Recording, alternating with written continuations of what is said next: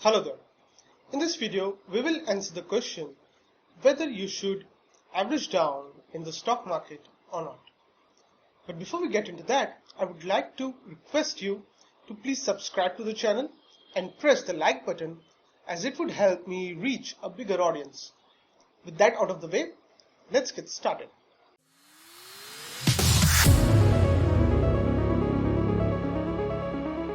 First, let's understand what is meant by averaging down.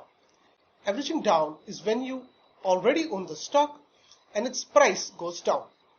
So now you buy more of the same stock so that the average cost of owning the stock comes down.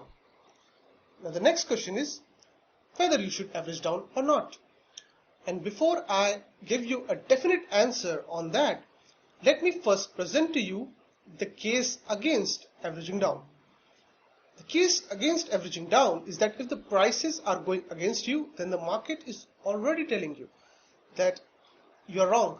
You may not know how you are wrong or why you are wrong, but ultimately the market prices are telling you that you are wrong, or at the very least your entry into the market is wrong. Now if you keep buying more of the same stock and if the prices keep going down, then you may end up with an investment that may never recover its value. And to be honest, this criticism of averaging is pretty accurate. Speak to any investor who has been around in the market long enough, and you would find that he has a stock in his portfolio that is down maybe 80%, 90%, or maybe even 99%. If you happen to be long on such a stock and you keep averaging down, then this would mean you're throwing more good money after bad. So of course there is a legit case to be made against averaging down.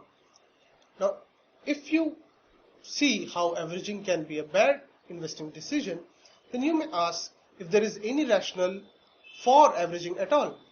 And the rationale in favor of averaging is that if you did your due diligence and if you are sure that the company is profitable and it is likely to continue to grow, then the market price fluctuation in the stock market, it does not matter that much.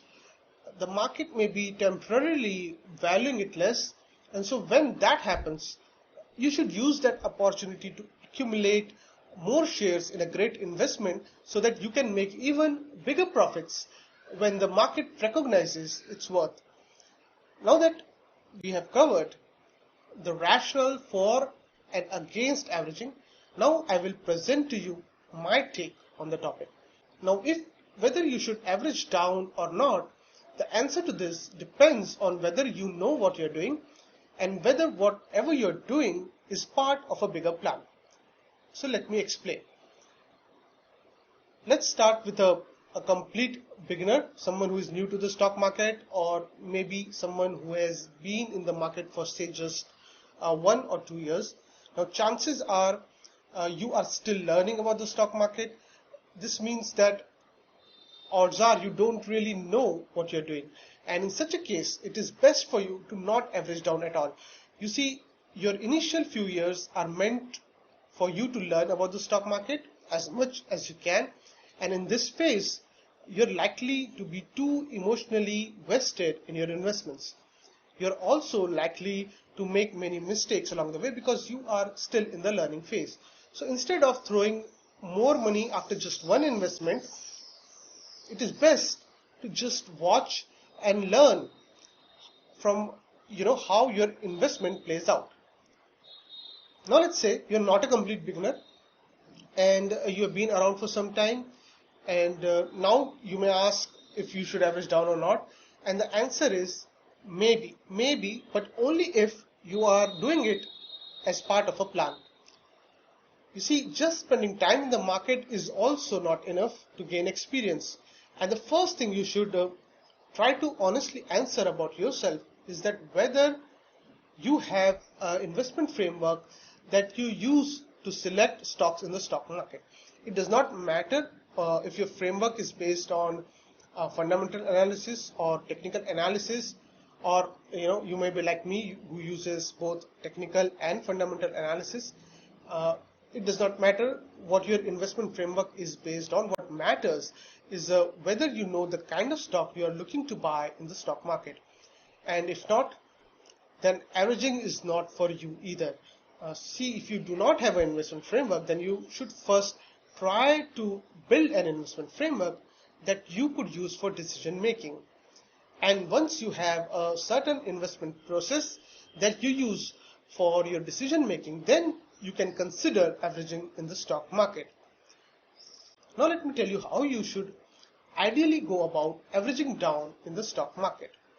Now take my example. I use a mix of both fundamental and technical analysis to make my investment decisions. So before I make an investment, I decide on the quantum of investment I would make and whether or not I would be averaging if the stock prices go against me. So for example, I may decide that initially I may make a total investment of say X amount in the stock, and if the prices go down to say certain price levels, then I would make another investment of say Y amount. However, if prices continue to keep going down after I average once, then I wouldn't be putting in more money in the same stock. So it is important to understand that I'm actually planning all this before I make my first investment in any stock.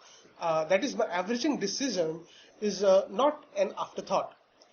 You can think of it is like you're like going into a fight with two bullets, and after you are done firing both the bullets, then you have no option but to run. So this essentially limits your risk on any one investment, and it still makes sure that you benefit from the rise in the price of the stock, and if your investment thesis plays out. Now this is in contrast to what people generally do. Generally what we will do is they will average and they will keep pouring more and more money in one investment in the hope that it turns around, and as their investment increases, so does their desperation. More importantly, if you look at my case, then the averaging that I do is based on pre-decided levels. These price levels are decided based on my investment framework. So my averaging is the core part of my investment strategy, and it is not just me trying to bring down the cost basis of my investment in the hope that the prices turn around fast. In fact, if some new information appears that threatens the very investment thesis on which my investment was based, then I may not average at all, and instead I would look to get out of my investment by cutting my losses. So in the end, I would like to say that if it would be wise for you to see averaging as a sword. See, a sword in the hand of a soldier serves the purpose, but the same sword in hands of an untrained person will do more harm than good. So this is my take on averaging, and with this we come to the end of our discussion on averaging. I hope you enjoyed it, and if you did, please remember to like and subscribe to my channel. Happy learning.